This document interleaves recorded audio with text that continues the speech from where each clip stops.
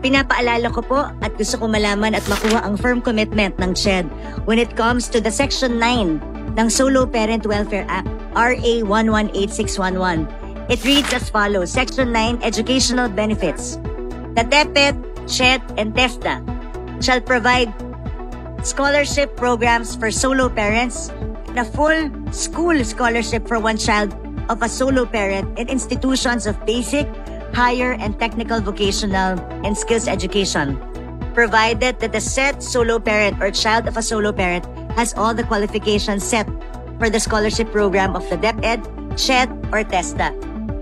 Provided further that the other children, if any, of a solo parent shall be given priority in the education programs under Republic Act number 10687, otherwise known as the UNIFAST, Republic Act number 10931, otherwise known as the Universal Access to Quality Tertiary Education Act, and other laws relating to education programs and government.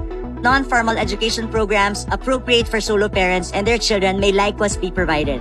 For purposes of this section, I'd like to know if nagawa na po ba ng CHED ang guidelines na ito para sa mga solo parents natin, considering this law has been passed 2 years ago, at yung IRR po niya ay naipasa na rin po 2 years ago din po.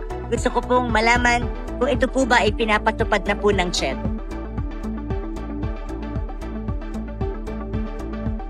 The response of the officials of the Commission on Higher Education, Mr. Speaker, distinguished colleague, is that the children of solo parents have been included in the prioritization of scholarships under CHED.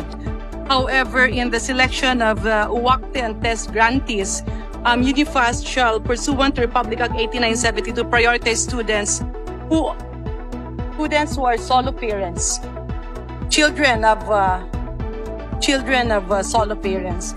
But for the other proposals of the Honorable BH Bernadette Herrera, we look forward to the proposed wordings that if you can probably submit to the Committee on Appropriations with regards to the possible special provision that will be inserted into the GAA of 2025.